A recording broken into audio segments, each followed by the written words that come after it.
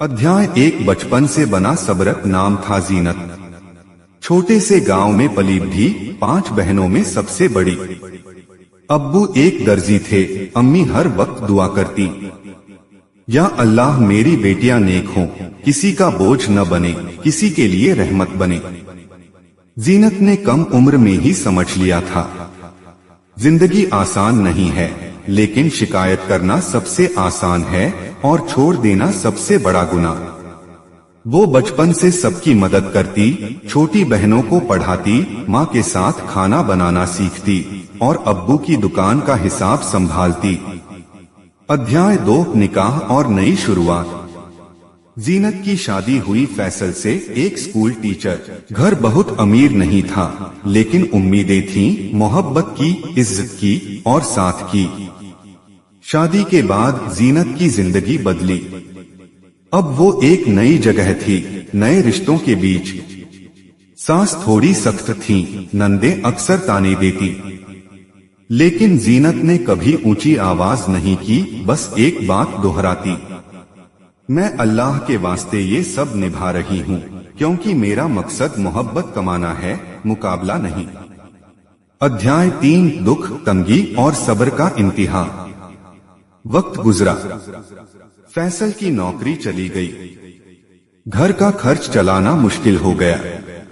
कभी घर में राशन के लिए पैसे नहीं होते, कभी स्कूल की फीस देना मुश्किल हो जाता।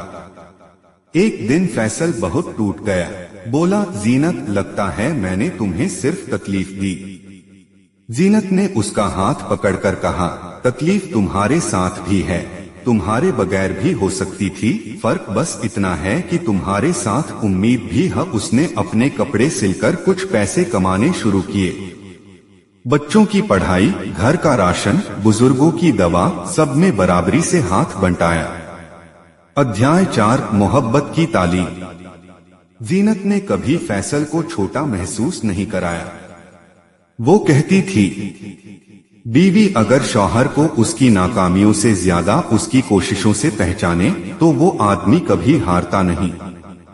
धीरे धीरे फैसल ने मेहनत से स्कूल फिर से ज्वाइन किया, घर में फिर से रौनक आने लगी। लेकिन अब मोहब्बत सिर्फ बातें करने से नहीं, जिए गए लम्हों से साबित होती थी। अध्याय 5 इज्जत और दुआ। जीनत अब मोहल्ले की मिसाल बन चुकी थी।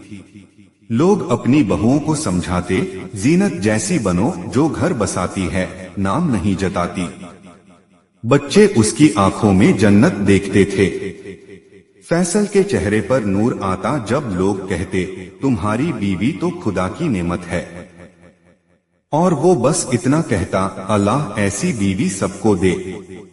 अंतिम अध्याय, एक औरत की सबसे बड़ी जीत। एक दिन जीनत बीमार पड़ी, पूरा मोहल्ला हाल जानने आया।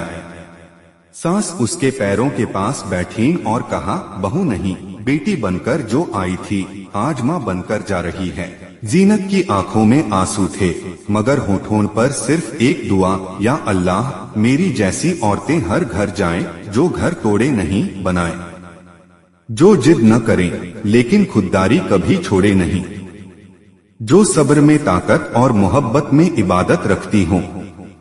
सीख, नेक औरत बनने के लिए आवाज तेज नहीं, नियत साफ चाहिए। और अगर किसी को जीनत जैसी बीवी मिल जाए तो समझो खुदा ने जिंदगी संवार दी।